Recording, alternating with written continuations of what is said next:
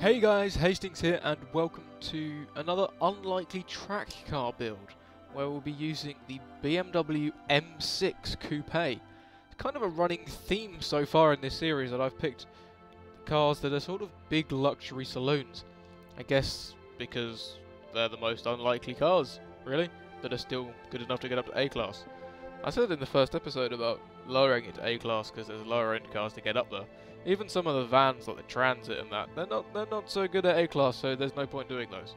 So what I'm thinking about doing is changing this series ever so slightly, keeping it exactly the same, but instead of doing unlikely track cars, just do cars, basically. I'm fed up already of these big heavy saloons, and there's not a lot of variety in the sort of unlikely section. If you do have any comments, or not any comments, if you've got any suggestions for cars, unlikely or otherwise, that you want to see me do, leave it down in the comment section below, and I promise to take it on board, and I will probably do it, as long as I haven't done it already, which is unlikely because I've only done like 4 cars. But yeah, I think as of the next episode, I'll just go with anything, because it'd be interesting to do more interesting cars, like even the Lamborghini Aventador that I set as the benchmark car. That's not exactly a track car, it's a supercar, it's not a track car. But I thought it'd be interesting just to pick anything random. Like I'd very much like to do like an Aston Martin or the Rough or a Ferrari or something, but I've kind of ruled myself out of those, and I don't see why, because they're not technically track cars. I'll still try and not do like the track versions of the cars. Like, okay, I can't think of any examples. That's a terrible one. I won't do like the Lotus 211 or the Mazda F2000 thingy. I won't do those, but I'll just do more random road cars.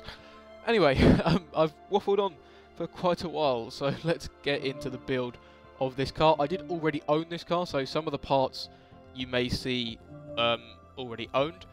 I can't put race brakes on. That's interesting. I presume it's already got race brakes then. That's interesting. First compulsory thing we have to put on is the roll cage. Second compulsory thing we have to go and do is the transmission, which, as you can see, like I said, I already own because I've already had a build of this car. Yeah, whatever. Race tyres. Oh, that jumped up the PI by quite a significant amount. Finally, the Forza Aero, which is insignificant and not too bad on this car. Sometimes they do look ridiculous, but I think we've been lucky so far because we've got the really big saloony cars, like I say. It doesn't look too bad because the cars are so big, so it doesn't make oh, hang on a minute. Yeah, it doesn't make the wing look so ridiculous because the car's already so big. I can't upgrade the tyre widths. That's interesting. But yes, we can't do the brakes either. Okay, this is very interesting. I would not call this car a race car at all. It's a big luxury saloony thingy. I guess because it's an M6, not a 6 Series. I don't know. Anyway, yes, I think handling is going to be very important because it's handling, and yeah, I don't know really where I'm going with that either. But let's try and just sort of finish off this build as quickly as we can. Oh, look at that. Nice lightweight. Takes it down to £3,500. That is still a really heavy car. Although we have taken it down nearly £900. That's quite a significant amount. Nice significant boost on the handling, the acceleration, bit on the launch and the braking as well. So that's a nice all-round thing to do. We've got 8 PI left to play with. I'm thinking, I don't know what I'm thinking. Have we got anything? We could do the clutch, I guess. We've already got, oh, we'll stick the race diff in because it doesn't actually make any difference to the PI. It just allows the wheels to rotate at different speeds while you go around a corner. If you didn't know that, I probably got that wrong, but it's a good guess. What's the odds on getting a stage 1 turbo in? Ooh! Although it's very tempting, I'm going to steer clear of the turbos. I'm going to go for the traditional approach that I go for, with a nice bit more lightweight. Look at that, we can take off another 64 pounds while adding on 18 horsepower and 16 torque. So I think that's probably the better option. As much as I love big turbos, but no, stay sensible. So that is the finished build of the car, and yeah, that's it. That's rather abrupt, I guess, but I will see you on track for the laps. Okay, as we come on to the first lap, I'm going to see how I can do talking over the background image of this car. This isn't ideal situation for me. I've already done this commentary once, and it didn't save for some reason. And I don't really like doing more than one takes at a commentary because I start to forget what I've already said and then don't say stuff because I think I've already said it, and then it actually misses out on being in the video, and sometimes it's stuff that's quite relevant, and sometimes I end up like repeating myself about 4 times because I don't think I've said it before because I think it was in the previous take. But let's hope we can avoid that and just start talking about the car, I guess. We'll sort of little mini rant over of my own annoyance of the non-savingness of the files. Anyway, digressing, again, as I always tend to do, the M6 was very, well, and it was actually very hard to think of one word that would sum up this car as an overhaul. So I've thought of a couple. They're all kind of synonyms, but you'll get the picture.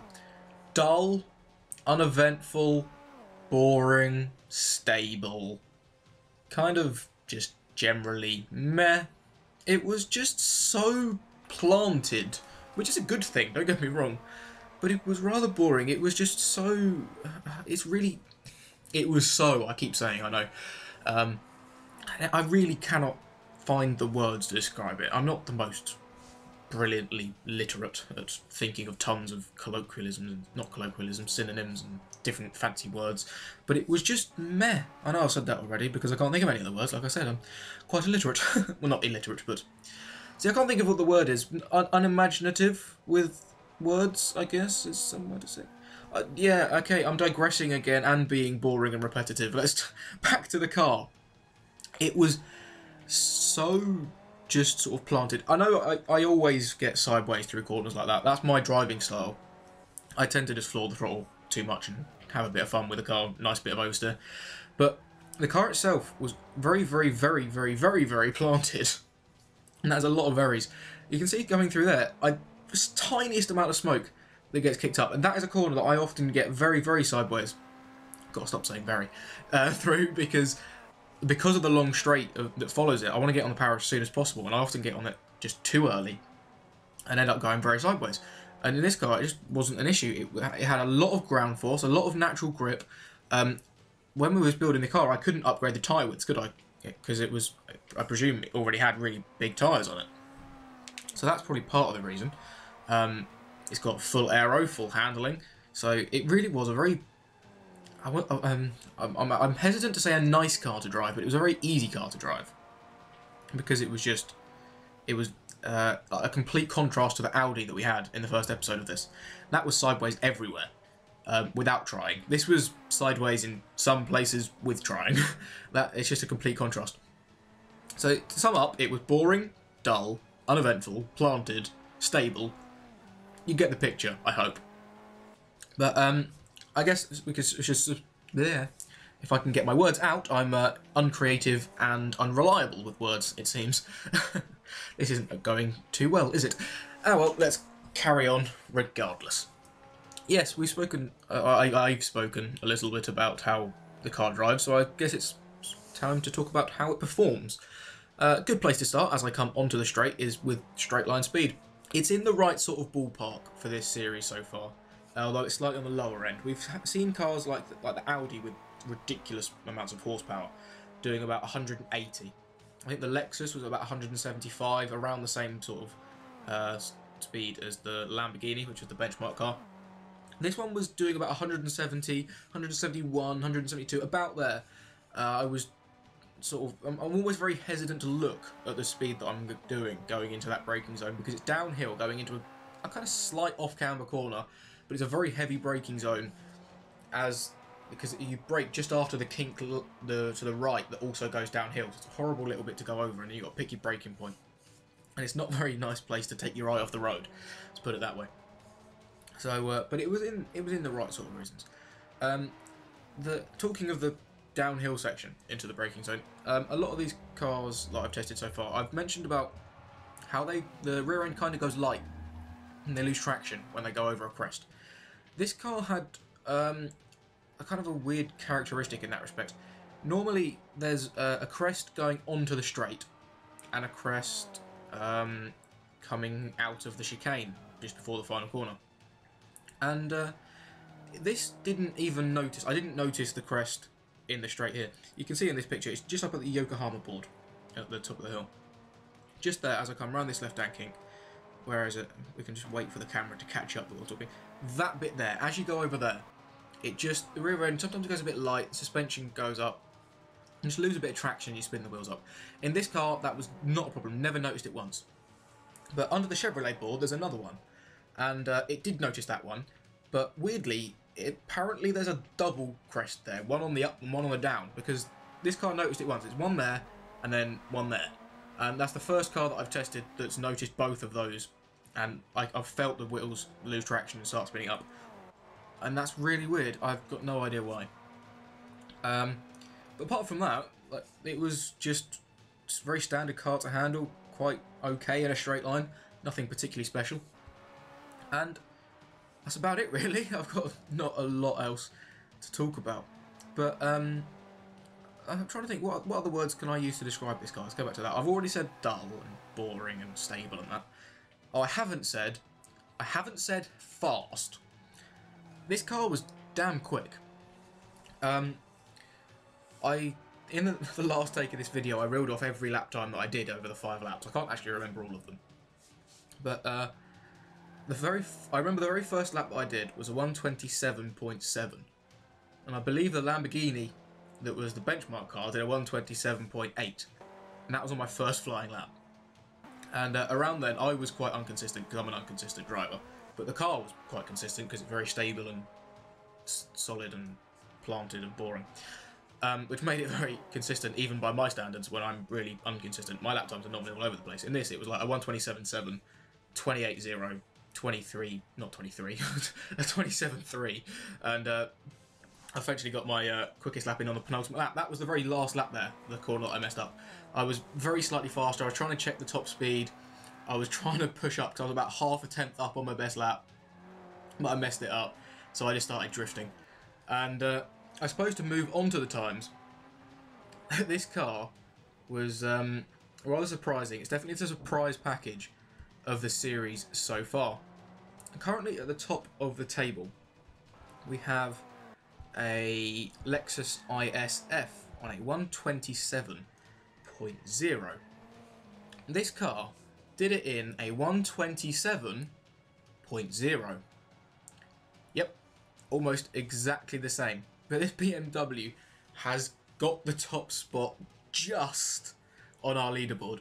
The Lexus that's now in second place did a 127.059, whereas the BMW that's on screen at the moment is a 127.026. So 0.033 of a second. That's a third of a tenth of a second. It's a ridiculously small margin for this car to go top of the leaderboard by. But I just could not believe how quick this car was going around the track. Like I say, I jumped in the car and I was racing around.